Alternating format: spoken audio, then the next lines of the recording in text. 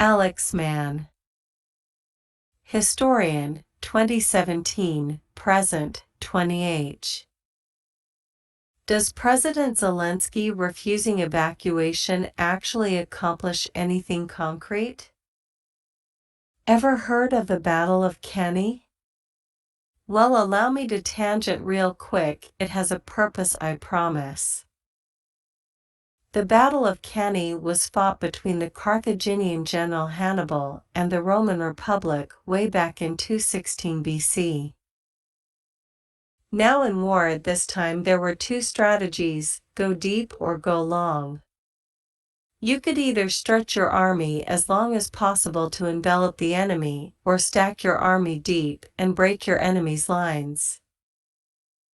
Now Hannibal was outnumbered, and the Romans had the best heavy infantry around, so he knew the Romans would go deep and attempt to drive their infantry through his army and break his lines. So Hannibal did something crazy. He intentionally made the center of his army weak and the flanks strong. That way, when the Romans pressed forward, the middle of Hannibal's army would get pushed back. This meant the Romans were soon trapped in a U-shaped formation and thus flanked. The Roman army was slaughtered, and it goes down as one of the greatest military victories ever. Why am I telling you this? Well, Hannibal was taking a risk, you see. His advisors all feared that his center would actually break under the weight of the Roman advance, thus shattering Hannibal's army. So what did Hannibal do?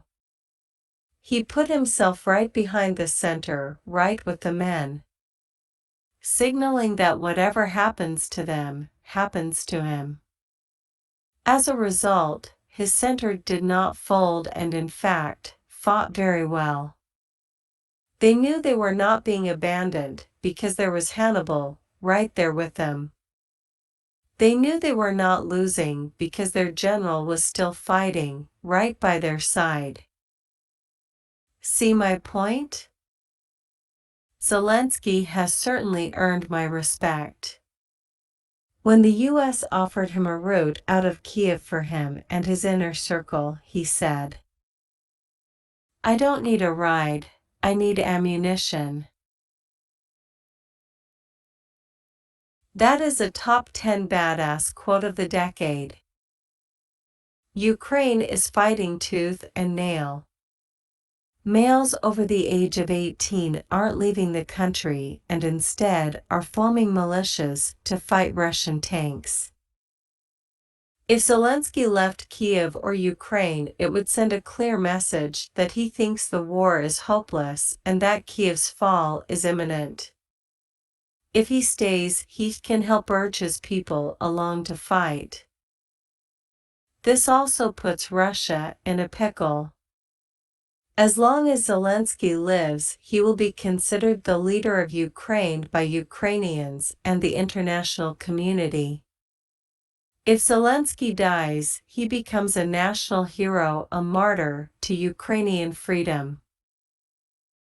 So far, it appears Russia has chosen to kill Zelenskyy, though their one attempt failed in a miserable fashion. Zelenskyy is choosing to guide his nation through its darkest hour, and he is putting his life on the line to do it. He isn't hiding out or cowering from safety in Poland. He is there with his people fighting. I wish him the best. 69.9K views. View 5,715 upvotes.